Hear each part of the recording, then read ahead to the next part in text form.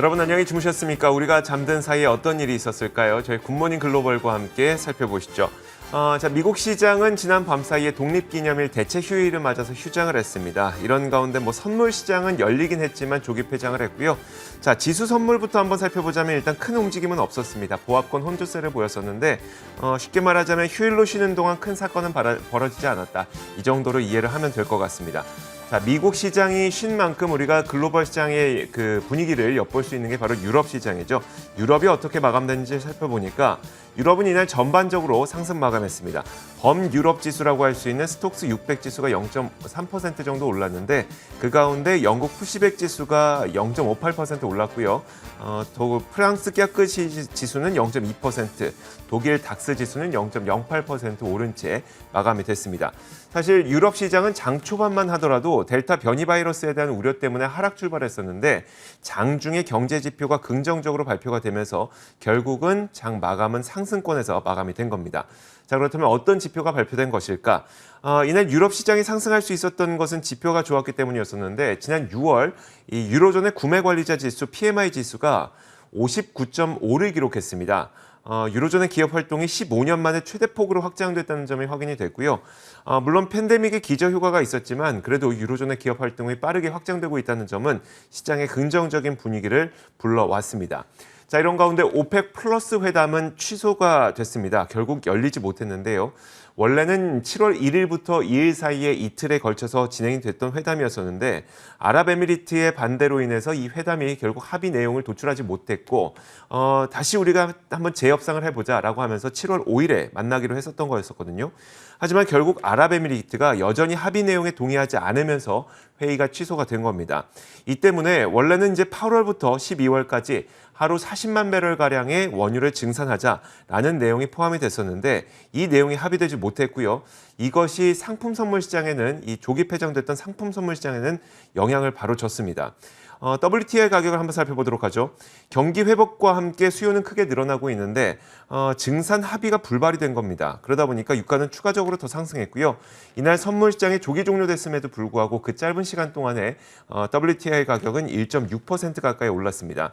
1.54% 오르면서 76.32달러의 WTI 가격이 마감이 됐고요. 금 가격도 보도록 하겠습니다. 불과 며칠 전까지만 하더라도 금 가격은 1,700달러 초반까지 떨어지기도 했었는데 다시 한번 금 가격이 1,800달러에 바짝 다가서고 있습니다. 미국 시장이 휴장됐기 때문에 특별히 큰 뉴스가 있었던 건 아니고요. 이런 가운데서 단기 반등세가 좀 유지됐다고 보면 될 것 같습니다.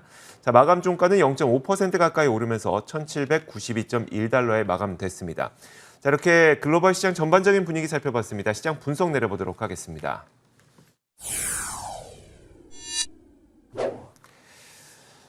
지난 밤 사이에 어떤 일들이 있었을까요?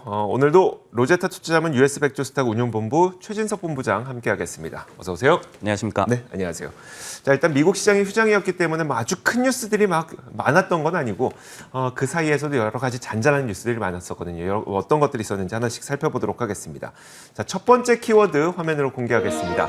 첫 번째 키워드는 바로 이겁니다. 금의 구원 투수가 등판했다. 라는 키워드를 설정을 해주셨는데 어떤 내용일까요? 네, 오늘 증시도 휴장이었고 네. 마침 이제 금 관련돼서 좀 소식이 나와서 준비를 해봤는데요. 바로 이제 지난 1년여간 금을 철저하게 좀 외면을 해왔던 글로벌 중앙은행들이 최근에 앞다퉈서 금 매수에 나서고 있다고 합니다. 그러면서 이제 금 가격도 바닥을 쳤나 하는 그런 기대감이 시장에서 고조되고 있다는 소식인데요. 블룸버그에 따르면요, 최근에 세르비아와 태국 중앙은행이 금 보유 규모를 늘렸다라고 합니다. 그리고 이제 가나의 중앙은행도 매수 계획을 밝혔다라고 하는데요. 그러면서 10년 만에 최저 수준이었던 중앙은행들의 금 매수 규모가 반등하고 있는 것이 다른 루트로부터의 금 수요가 지금 흔들리고 있는 상황에서 가격이 상승할 수 있을 것이다라는 기대감으로 해석할 수 있다고 이 해석을 했습니다. 실제로 이제 시티그룹에서도 중앙은행들의 금 매수가 올해 한 500톤 정도, 그리고 내년에도 540톤 정도 가능할 것으로 예상을 하고 있다고 하는데요. 이 같은 수치는 지난 2018년과 2019년에 600톤 이 내외였던 좋았던 수치에는 좀 못 미치지만은 작년에 326.3톤에 그쳤던 것에 대비한다면은 큰 폭의 반등이라고 해석할 수가 있겠습니다. 실제로 또 이 세계금협회에 따르면요. 중앙은행의 5곳 중에 한 곳은 향후 1년 중에 금 보유 규모를 늘릴 계획을 갖고 있다라고도 합니다. 와. 사실 작년 팬데믹 당시에는 거의 $2,000에 다시 육박하는 그런 금값의 상승이 나타나기도 했지만 팬데믹이 좀 잠잠해지면서 채권 금리 올라갔고요. 그다음에 또 연준이 매파 기조로 돌아서면서 금값은 계속 지지부진했었거든요. 자, 그런데 이런 가운데서 중앙은행들이 금을 매수해 준다. 자, 그렇다면 금 가격은 어떻게 된다고 전망이 되고 있을까요? 일단은 그간의 좀 금 가격의 흐름을 좀 보면은 마켓워치에 따르면은 5월 말 대비해서 지금 금값이 약 한 6% 정도 하락을 했더라고요. 네. 4, 5월에 11% 정도 상승을 했음을 감안한다면은 최근에 이 금 시장의 분위기가 금 냉각됐음을 저희가 알 수가 있습니다. 이런 가운데서 이제 중앙은행이 구원투수 또는 이제 큰 손으로 이 역할을 하는 것을 좀 기대를 해볼 수가 있겠죠. 일단 시장에서는 조금 더 이 같은 분위기가 이어지지 않을까라고 조심스럽게 전망을 하고 있는데요. 예를 들어서 HSBC 같은 경우에도 최근에 글로벌 교역이 좀 회복이 많이 됐기 때문에 신흥국들의 경상수지가 굉장히 많이 개선이 됐다. 그러면서 이들이 금을 좀 사줄 수 있을 것이다라고 예상을 했고요. 여기에 또 더해서 국제유가도 꾸준한 좀 상승세를 보이고 있었기 때문에 주요 산유국들도 중앙은행을 통해서 금 매입을 늘릴 만한 여지가 있다라고 분석을 제시하기도 했습니다. 다만 이제 단기 가격 전망 같은 경우에는 이렇게 글로벌 중앙은행들이 금을 사준다고 해서 바로 이제 상승세를 좀 시현할 수 있는 그런 분위기는 또 아닌 것 같죠. 결국은 미국에서의 금리 인상 이슈에 단기 가격 같은 경우에는 좀 달려있다. 이런 분석도 많이 나오고 있는데요. 예를 들어서 스위스 쿼트라는 기관에서는 금값이 결국은 이 같은 연준의 이 긴축 분위기라든지 최근의 시장 움직임을 봤을 때 계속해서 온스당 $1,800를 하회할 것으로 내다봤고 그리고 오한다라는 기관에서도 매파 연준은 여전히 금 시장에는 악재로 작용할 것이다라고 전망을 하고 있습니다. 그럼 이렇게 봐야 되는 걸까요? 중앙은행들이 사주고 있기 때문에 금값의 어떤 하방 경직성은 좀 단단해졌다. 하지만 단기적으로는 금리와 여러 가지 상황 때문에 가격 변동은 있을 수 있으니 그 정도로 이해하면 될까요? 네, 정확하게 그 정도로 이해를 하면 네. 좋을 것 같고 그리고 이제 여기서 특별하게 저희가 또 의미를 찾을 부분은 작년에 이 글로벌 중앙은행들의 금 매수가 역사적인 저점 수준이었다. 그러다 네. 보니까 굉장히 거기에서 반등을 하면서 올해 그리고 내년까지도 글로벌 중앙은행들의 금 매수가 꾸준하게 이어진다라고 한다면은 과거에 또 그런 수급 상황에서의 또 호재로 작용할 또 여지를 생각해 봐야 될 것 같습니다. 네, 알겠습니다. 자, 이렇게 첫 번째 키워드 살펴봤습니다. 이어서 두 번째 키워드 공개하도록 하겠습니다. 자, 두 번째 키워드는 바로 이건데요. 디귿디귿. 이에요. 우리가 문자 보낼 때 덜덜덜덜 네, 떤다고 네. 할 때도 디귿디귿 쓰는데 사실 그 미국 시장에 상장한 디디 글로벌 요즘에 덜덜덜덜 떨고 있는 것 같아서 이런 키워드를 설정을 해봤습니다. 자, 어떤 내용일지 한번 살펴보니까 일단 최근 중국이 개인정보 보안을 문제 삼고 조사에 들어가는 그 기업들이 꽤 많이 늘어나고 있어요. 이 때문에 베테랑 투자 전략가가 중국 기술주에 투자하기에는 위험이 너무 많다, 투 리스키하다라고 얘기를 했습니다. 그 인물이 누군지 보니까 인디펜던트 스트래터지의 데이비드 로슈라고 하는 전략가인데요. 중국 기술주에 대해서 정치적인 이슈가 너무 많다면서 지금 시점에 이런 주식을 나의 포트폴리오에 담고 싶진 않다라고 지적을 했다고 합니다. 어떤 일들이 있었는지는 여러분들께서도 다들 좀 많이 들어보셨을 거예요. 일단 그가 말하는 이 중국 기술주들은 이런 기업들을 말하죠. 얼마 전에 미국에 상장한 중국판 우버라고 할 수 있는 디디 주식, 미국 상장 명칭은 디디 글로벌입니다. 이 기업이 대표적일 텐데 디디 글로벌이 뉴욕 시장에 상장한 직후에 중국 사이버 보안 당국이 중국 내 앱스토어에서 디디를 제거해버렸습니다. 도대체 무슨 일이 있었던 것일까? 일단 중국 보안 당국에서는 보안상의 리스크다라고 했는데요. 글로벌 타임즈를 통해서 그 힌트를 찾아보자면 디디 주식은 개개인의 가장 세밀한 여행 정보를 갖고 있다는 것이고요. 이는 개인들이 갖고 있는 행동이라든지 습성을 빅데이터 분석으로 가능하게 이게 추정이 가능하게 한다는 거죠. 중국 정부의 정보 보안이 중요한 만큼 중국인들의 개개인 데이터도 지켜야 한다는 것이 바로 중국 보안 당국의 입장인 것으로 보입니다. 자, 그래서 이제 그 디디 주식에 대해서 보안 검사, 조사에 들어가기 위해 이 앱을 삭제했다는 것이고요. 하지만 디디 추식만 타겟이 된 건 아닙니다. 디디 추식처럼 세밀한 정보를 확보하고 있는 이 중국 기업이 있는데요. 이 역시 마찬가지로 미국 시장에 상장돼 있습니다. 풀트럭 얼라이언스라고 하는 기업도 있고 온라인 구인 구직 플랫폼 이것도 이제 미국 시장에 상장된 중국 기업인데요. 여기에 대해서도 이 조사에 들어갔습니다. 결국 본부장님 이게 그 미국에 상장된 중국 기업에 대한 투자 리스크가 다시 한번 불거진 것 같거든요.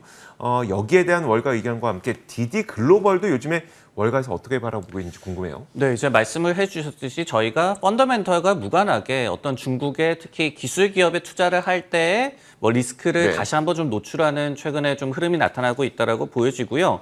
그러면서 이날 이 미국 증시는 뭐 열리지는 않았지만은 디디에 관련된 소식이 주말간에 나왔기 때문에 디디의 최대 투자자인 일본의 소프트뱅크가 어제 일본 증시에서 5% 이상 급락을 했습니다. 그리고 이제 전반적인 규제 리스크가 다시 한번 부상을 하다 보니까 알리바바라든지 텐센트, 바이두 같은 기업들도 홍콩 증시에서 또 주가가 급락하기도 했었거든요. 그러면서 시장에서도 분명히 이 같은 리스크를 다시 한번 좀 인지하고 있는 것 같습니다. 관련해서 이제 베런즈에서도 미국에 상장된 이 중국 기술 기업들이 2월부터는 금리 상승에 굉장히 좀 많이 타격을 받았다가 최근에는 규제 리스크에 다시 한번 고통을 받고 있다라고 해석을 했고요. 당분간 이 같은 상황이 더 악화되면 악화됐지 좀 개선되기는 힘들 것이다라고 전망을 하기도 했습니다. 그렇다면 이 같은 좀 이 이슈를 차치하고 디디 글로벌에 대해서 투자 의견을 어떻게 나오고 있는지를 한번 살펴봤더니요. 현재 이제 마켓워치 기준으로 두 곳의 투자 의견만이 좀 집계가 되고 있습니다. 결국 이제 상장 초기다 보니까 아직까지 많은 투자 의견은 보이지는 않고 있는데요. 이 중에서 예를 들어서 애틀란틱 에퀴티스라는 기관에서 최근에 비중 확대 커버리지를 게시를 했습니다. 그러면서 목표 주가로 $25를 제시를 하면서 꽤 큰 이 업사이드를 좀 점치고 있는데요. 결국은 이제 중국에서의 승차 공유 시장을 이 회사가 지배를 하고 있다. 점유율이 한 80% 정도 된다라고 얘기를 했고 결국 이 시장 자체가 외형 성장을 하는 것에 수혜를 많이 받을 수 있을 것으로 예상을 했습니다. 그리고 이제 현재는 이 기업이 해외 시장에 투자를 좀 많이 하고 있기 때문에 이런 부분 때문에 적자를 좀 보고 있다라고 얘기를 하면서 하지만 내년 아니면 이르면 당분기부터는 영업이익을 또 낼 수가 있을 것이다라고 긍정적인 의견을 제시하기도 했습니다. 그러니까요. 그 뉴스에서도 보니까 이제 그 디디 추싱의 그 앱이 앱스토어에서 사라졌다고 해서 기존의 사용자가 사용을 못하는 건 아니고 기존에 이제 앱을 깔아놨던 분들은 5억 명 가량이 되는데 그 사람들은 이미 이용을 할 수 있는 거기 때문에 뭐 딱히 그렇게 큰 문제는 없어 보일 수도 있겠지만 이 규제 이슈를 좀 어떻게 이해해야 될지가 되게 궁금해요. 왜냐하면 우리가 반독점 규제 이슈로 가장 크게 문제가 됐던 게 뭐 아마존, 애플, 구글, 페이스북은 아니겠습니까? 근데 뭐 규제 이슈가 있다고 해서 이들이 돈을 못 버는 건 아닌 건데 사실 규제 이슈는 또 당국에서 어떤 조사에 나선다고 하니까 또 크게 악재로 작용하기도 하고요. 이런 것들을 좀 어떻게 이해해야 될까요? 한 두 가지 정도를 좀 말씀을 드리고 싶어요. 첫 번째는 아까도 말씀을 해주셨듯이 이 같은 뭐 앱을 삭제한다든가 이런 게 기존의 사용자한테 큰 영향은 없을 것이다. 근데 사실은 투자자들이 이런 거를 수치상으로 굉장히 자세하게 뜯어보지는 않거든요. 네네. 그렇기 때문에 사실 놓고 보면은 펀더멘털 상으로 예를 들어서 뭐 이익이 5% 날아가는 그런 이슈다. 그러면 주가가 사실은 5%만 빠져야 되는데 시장에서는 사실은 그렇지는 않죠. 이성적인 움직임이 항상 나타나는 것은 아니기 때문에 네. 심리적인 타격으로 나타날 수 있다는 점을 한 가지 좀 말씀을 드리겠고 그리고 두 번째로 이제 아까 뭐 아마존이나 애플 말씀을 하셨는데 그런 빅테크 기업들도 지금 반독점 이슈에 굉장히 시달리고 있습니다. 근데 이제 미국의 반독점 규제 당국에서 얘기하고 있는 부분은 예를 들어서 페이스북이 소셜미디어 서비스 시장을 독점을 하고 있다. 네. 지배를 하고 있다. 근데 사실 이거는 자기들이 플랫폼이 사용자가 많기 때문이지 어떤 물론 거기 이 과정에서 부정을 저질렀다던가 이런 거는 규제를 해야 되겠지만은 네네. 사실 지금 기준으로 삼고 있는 그러니까 문제로 삼고 있는 부분은 과도한 시장 지배력, 굉장히 좀 모호한 그런 사안이거든요. 그렇죠. 네. 그렇기 때문에 이들 기업에 대해서 실제로 최근에 뭐 FTC의 그런 소송이 기각되기도 했었고 이런 부분들이 결국은 조치가 나오더라도 뭐 알고리즘을 좀 변경한다든가 아니면 과징금을 조금 매긴다든가 이렇게 좀 매조지가 될 것으로 시장에서는 기대를 하고 있습니다. 하지만은 중국 기업은 또 다르다는 거죠. 중국 규제 당국의 규제는 굉장히 더 셀 수가 있고 뭐 지금처럼 앱을 삭제해버린다든가 네네. 서비스를 아하. 중단시켜버린다든가 이런 또 강도의 차이가 있기 때문에 이런 두 가지를 좀 염두를 하는 것이 좋을 것 같습니다. 알겠습니다. 그러니까 중국 기업들 투자할 때는 이런 리스크가 존재한다는 걸 좀 알고 계시면서 투자를 하셔야 될 것 같아요. 자, 두 번째 키워드까지 살펴봤고요. 이어서 세 번째 키워드 공개하도록 하겠습니다. 자, 세 번째 키워드는 바로 이겁니다. 불베어의 동시떡밥을 투척했다. 누구의 이야기일까요? 테슬라 얘긴데요. 네. 지난 이제 금요일에 테슬라가 2분기 인도 대수를 발표를 했죠. 네. 근데 이게 불 그리고 베어 그러니까 낙관론자와 비관론자 모두에게 떡밥을 좀 투척을 했고 그들 모두가 할 말을 좀 있게 만들었다. 사실은 좀 애매한 지표였다. 이런 얘기를 좀 준비를 해봤습니다. 수치를 일단 살펴보면요. 20만 1250대로 역대 최대의 분기 인도 대수를 기록을 했습니다. 그런데 무엇보다도 일단은 수치가 다소 좀 애매했습니다. 무슨 얘기냐면요. 기관에 따라서 컨센서스를 비트했느냐 미스했느냐가 갈렸다라는 얘기가 되는데요. 우선 이제 레피니티브라는 기관에서 전망한 그 수치 같은 경우에는 20만 258대였습니다. 그렇기 때문에 이거를 컨센서스로 삼는다면은 비트를 한 굉장히 양호한 지표로 해석을 할 수가 있겠죠. 반면에 이제 블룸버그에서 집계를 한 컨센서스는 20만 4,160대였고요. 그리고 팩트셋에서 집계를 한 컨센서스는 20만 2,800대였기 때문에 이 같은 수치는 미스를 한 다소 좀 부진한 그런 성적표라고 볼 수가 있겠습니다. 그렇기 때문에 마찬가지로 불과 베어에게 둘 다 할 말이 있게 만들었다라는 그런 기사를 이번에 싣고 있었는데요. 그래서 이제 대표적인 테슬라에 대한 낙관론자죠. 웨드부시의 댄 아이브스 같은 경우에는 반도체 쇼티지라든지 그리고 특히 4월에 중국 시장에서의 판매 부진 이슈 등을 근거로 한 비관론을 뒤집은 굉장히 긍정적인 지표라고 해석을 제시를 했고요. 반면에 대표적인 베어, 그러니까 비관론자인 GLJ 리서치라는 기관에서는 낙관론자들은 역대 최대라는 그 수치에 집중을 할 수가 있다. 하지만은 2분기에 테슬라 차의 생산 대수가 판매 대수보다 더 많았다라는 점을 지적을 하면서 이런 부분들이 수요 부진, 수요에 대한 문제를 노출시킨다라고 얘기를 했습니다. 그러면서 2분기 실적이 또 어글리할 것이다. 이렇게 또 혹평을 남겼기 때문에 이번에 2분기 인도 대수를 발표하고도 테슬라와 관련해서는 좀 월가에서도 좀 의견이 분분한 것 같습니다. 그러니까 요즘에 국내 투자자분들도 테슬라를 좀 외면하는 분위기던데 테슬라가 혹시 단기적으로 돌파할 수 있는 돌파구는 없을까요? 실제로 이제 서학개미죠. 우리나라 투자자들 가운데서 이 해외 주식에 투자를 하시는 분들이 최근에 네. 좀 테슬라를 좀 많이 외면하고 있는 것 같습니다.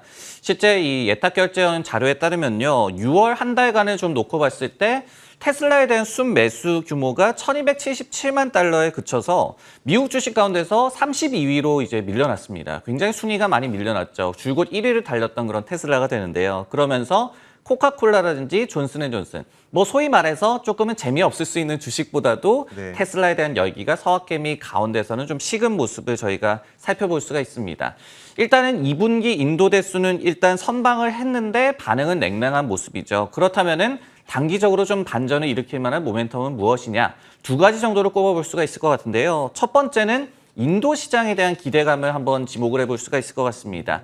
실제로 최근에 모건 스탠리에서 오는 2030년도에는 인도에서의 전기차 판매가 200만 대에 달할 것이다라고 얘기를 하면서 테슬라의 인도 공략이 중요한 시장 기회로 작용할 수 있을 것이다라고 분석을 했습니다. 그리고 이제 두 번째 잠재적인 모멘텀으로 꼽을 수 있을 만한 이벤트는 AI 데이라고 또 말씀을 드릴 수가 있겠는데요. 7월에 개최가 될 예정입니다. 근데 이거는 원래는 테슬라에서 자신들의 AI 기술과 관련한 인력들에 대해서 채용 설명을 하라고 인력을 좀 채용을 하는 그런 이벤트가 되는데요. 근데 시장에서는 이 이벤트를 통해서 테슬라가 지금 자율주행 기술이 어디까지 왔는지 어떻게 활용을 할 것인지에 대해서 좀 힌트를 제공할 것으로 예상을 하고 있습니다. 이런 부분들이 일단은 단기적으로 좀 기대해 볼 만한 그런 이벤트지 않을까라는 생각이 드네요. 얼마 전에 테슬라의 슈퍼컴퓨터 도조가 또 공개가 됐거든요. 그러다 보니까 도조가 공개되고, 그러니까 슈퍼컴퓨터가 공개되고 AI 대회가 개최된다고 하니까 이걸 이용한 자율주행 기술을 선보이나 뭐 이런 기대감이 요즘에 좀 있는 것 같습니다. 알겠습니다. 자, 지금까지 로제타 투자자문 최진석 본부장과 함께 이야기 나눠봤습니다. 고맙습니다.